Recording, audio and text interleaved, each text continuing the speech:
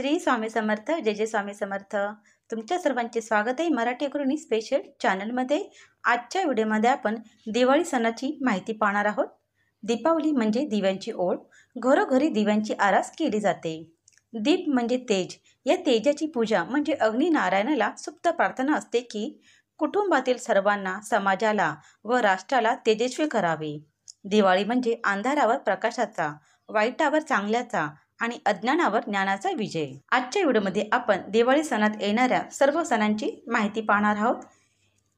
28 October 2024 सोमवार, रमा एकादशी, गोवत्स द्वादशी, वसुबारस. आश्विन वद्य द्वादशी या दिवशी वसुबारस तसेच गुरुद्वादशी हे सण साजरे केले जातात. वसुबारस हा दिवस दिवाळीला जोडून येतो, म्हणून त्याचा समावेश दिवाळीत केला जातो. वसुबारस या दिवाळीच्या सुरुवातीला येणाऱ्या दिवसाला खूप महत्त्व देण्यात आले आहे. भारत हा शेतीप्रधान देश असल्यामुळे या दिवसाला अधिक महत्त्व आहे. या दिवशी महिला रात्री गायीच्या वासरूची पूजा करतात व आपल्या परिवाराची सुख, शांती व आरोग्यासाठी प्रार्थना करतात. या दिवसापासून अंगणात रांगोळी काढण्यास सुरुवात होते. पुष्कळ स्त्रिया या दिवशी उपवास ठेवतात. ज्यांच्या घरी गायी असते त्यांच्या घरी पुरणपोळीचा स्वयंपाक केला जातो. घरातील लग्न झालेल्या महिला गायीच्या पायावर पाणी टाकून पूजेची सुरुवात करतात. गायीला हळद कुंकू लावून व हार घालून गायीची पूजा केली जाते. असे समजले जाते की पूजा केल्याने आपल्या मुलाबाळांना चांगले आरोग्य मिळते व सुख लाभते. रमा एकादशी. रमा एकादशीच्या दिवशी भगवान विष्णू आणि माता लक्ष्मी यांची पूजा केली जाते. या दिवशी उपवास केला जातो व सुख समृद्धी, उत्तम आरोग्य आणि यशस्वी जीवनासाठी प्रार्थना केली जाते. 29 ऑक्टोबर 2024 मंगळवार, धनत्रयोदशी, यमदीपदान, धन्वंतरी जयंती. दिवाळीच्या सुरुवातीला येणाऱ्या सणांमध्ये हा एक सण आहे. आपण कमावलेली पैशाची पूजा या दिवशी करतात.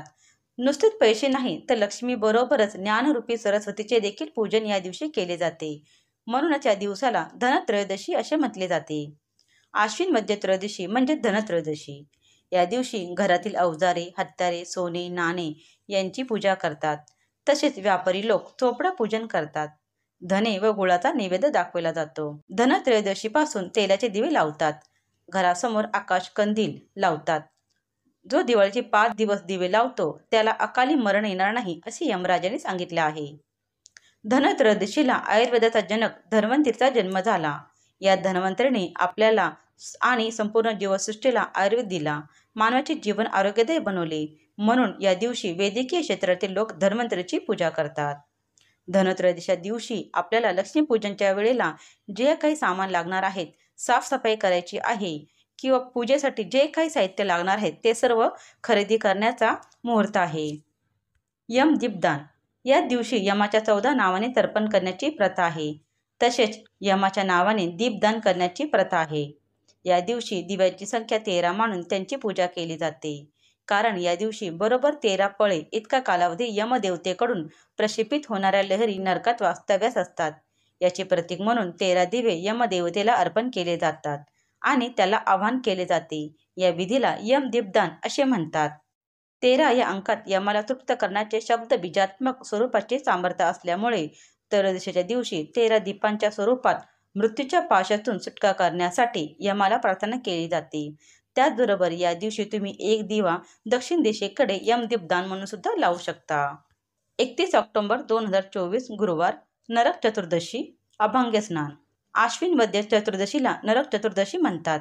या दिवशी अभंग्य स्नानाला खूप महत्त्व आहे. या दिवशी सकाळी लवकर उठून सुवासिक तेल उठणे लावतात व गरम पाण्याने आंघोळ करतात. नरक चतुर्दशी या दिवशी भगवान श्रीकृष्णाने महाभयंकर राक्षस नरकासुराचा वध करून तेथील प्रजेला त्याच्या जुलमी व अन्यायकारक राजवटीपासून मुक्त केले होते. प्राचीन कथेनुसार नरकासुराने तप करून ब्रह्मदेवांना प्रसन्न करून कोणाकडूनही वध होणार नाही असे वर प्राप्त केले होते. भगवान श्रीकृष्णाने अशा या महादानवाचा वध करून धर्माची लढाई जिंकली, म्हणून या दिवसाला अधिक महत्त्व आहे. 31 ऑक्टोबर 2024 गुरुवार, 1 नोव्हेंबर 2024 शुक्रवार. या दोन्ही दिवशी लक्ष्मी कुबेरचे पूजन केले जाते. याचा सविस्तर व्हिडिओ लवकरच आपल्या चॅनलवरती येणार आहे, तो तुम्ही नक्की पहा. सामान्यतः अमावस्या हा अशुभ दिवस म्हणून सांगितला जातो, पण त्याला अपवाद या अमावस्येचा आहे. हा दिवस शुभ मानला आहे, पण तो सर्व कामांना नाही. लक्ष्मीपूजन हा दिवस दिवाळी सणामधील सर्वात महत्त्वाचा दिवस म्हणून साजरा केला जातो. हिंदूमध्ये एक समज आहे की लक्ष्मी खूप चंचल असते व ती आपल्याकडे स्थिर राहावी म्हणून लोक लक्ष्मीपूजन करतात. विशेष करून व्यापारी लोक मोठ्या प्रमाणात हा दिवस साजरा करताना दिसतात. या दिवशी लोक स्वच्छता करण्यासाठी एक नवी केरसुणी घेतात. ती केरसुणी म्हणजे लक्ष्मी अशी मानून तिची हळद कुंकू वाहून झेंडू शेवंतीसारखी फुले वाहून पूजा केली जाते. पूजा झाल्यानंतर दुसऱ्या दिवसापासून तिचा वापर घरात करण्यास सुरुवात केली जाते. त्याचबरोबर या दिवशी आपल्याकडे असलेले बँक पासबुक, बँकेचे कार्ड, पैसे यांची देखील पूजा केली जाते. अनेक जण या दिवशी लक्ष्मी देवीची मूर्ती देखील पुजतात. या दिवशी लाया बतासेचा नैवेद्य दाखवतात. श्री सुक्ताचे पाठ करावे. लक्ष्मी ही संपत्तीची देवता आहे, तर कुबेर हा संपत्ती रक्षक आहे. आपल्याला पैसा कमवण्याची कला साध्य असते, पण कमावलेला पैसा कसा राखावा हे कुबेर शिकवतो. त्यामुळे व्यापारी लोक कुबेर पूजन करतात. 2 नोव्हेंबर 2024 शनिवार. बलिप्रतिपदा, दिवाळी पाडवा, वहीपूजन, गोवर्धन पूजा. अत्यंत दानशूर परंतु दान कोणाला द्यावे याची जाण नसलेल्या बलिराजाला भगवान श्री विष्णूने वामनावतार घेऊन पाताळात धाडल्याचा हा दिवस. त्रिपाद भूमीत दान मागून वामनाने बलिराजाला जरी पाताळात धाडले असले तरी सर्वार्थाने त्याचे कल्याणच केले आहे. पृथ्वी तलावर दीपावली साजरी केली जाण्यामागे देखील या घटनेचा प्रमुख आधार आहे. कार्तिक शुद्ध प्रतिपदा, दिवाळी पाडवा. श्री विष्णूने ही तिथी बलिराजाच्या नावाने केली म्हणून या तिथीला बलिप्रतिपदा म्हटली जाते. या दिवशी बली आणि त्याची पत्नी विंध्यावली यांचे चित्र काढून त्यांची पूजा केली जाते. या दिवशी गोवर्धन पूजाही करतात. भारतीय हिंदू संस्कृतीनुसार 3.5 मुहूर्तातील एक मुहूर्त म्हणून या दिवसाला विशेष महत्त्व देण्यात आलेले आहे. बलिप्रतिपदा या दिवशी इडापिडा टळो व बळीचे राज्य येवो म्हणून बळीराजाची पूजा करतात. या दिवशी शेतकरी आपल्या शेताच्या बांधावर जाऊन दिवा लावतो. तसेच या दिवसापासून विक्रम संवत्सराचा प्रारंभ होत असल्याने व्यापाराचे नवे वर्ष देखील या दिवशी सुरू होते. या दिवसाला पाडवा म्हणून देखील ओळखले जाते. या दिवशी पत्नी आपल्या पतीला उटणे लावून अभंग स्नान घालते व नंतर ओवाळते. नवरा देखील आपल्या पत्नीला खुश करण्यासाठी छान अशी एखादी भेटवस्तू देतो. पती पत्नीच्या अतूट नात्यासाठी देखील हा दिवस साजरा केला जातो. गोवर्धन पूजा, ज्याला अन्नकूट म्हणजे अन्नाचा डोंगर देखील म्हणतात.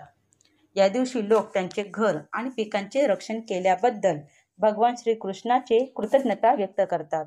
गोवर्धन पूजेच्या सर्वात महत्त्वाच्या विधीपैकी एक म्हणजे अन्नाचा ढिगारा तयार करणे, जे गोवर्धन पर्वताचे प्रतीक आहे, जे भगवान कृष्णाला अर्पण केले जाते आणि नंतर कुटुंबातील सदस्य आणि समुदायामध्ये वितरित केले जाते. हा विधी अन्नकूट किंवा अन्नाचा पर्वत म्हणून ओळखला जातो. मंदिरामध्ये भक्त धान्य, भाज्या, मिठाई आणि इतर स्वादिष्ट पदार्थापासून बनवलेले भव्य अन्न अर्पण करतात, जे विपुलता आणि कृतज्ञतेचे प्रतीक आहे. 3 नोव्हेंबर 2024 रविवार. भाऊबीज, यमद्वितीया. कार्तिक शुद्ध द्वितीया म्हणजे यमद्वितीया. यमद्वितीयेला भाऊबीज म्हटले जाते. या दिवशी यम आपली बहीण यमुना हिच्या घरी जेवायला गेला म्हणून या दिवसाला यमद्वितीया असे म्हटले जाते. या दिवशी यम दीपदान करण्याची सुद्धा पद्धत आहे. भावा बहिणीच्या नात्यासाठी दिवाळीच्या या मोठ्या सणामध्ये एक दिवस असतो, तो म्हणजे दिवाळीचा शेवटचा दिवस भाऊबीज. या दिवशी भाऊ बहिणीकडे हक्काने प्रेमाने जातो. तसेच या दिवशी बहीण भावाला ओवाळून त्याच्या समृद्धीची व दीर्घायुष्यासाठी प्रार्थना करते. भाऊ देखील आपल्या लाडक्या बहिणीला उपहार देऊन खुश करतात. लग्न झालेल्या मुली देखील या दिवशी आपल्या लाडक्या भावासाठी माहेरी येतात. तुम्हाला माहिती कशी वाटली कमेंटमध्ये नक्की सांगा. आवडल्यास लाईक करा, शेअर करा. धन्यवाद.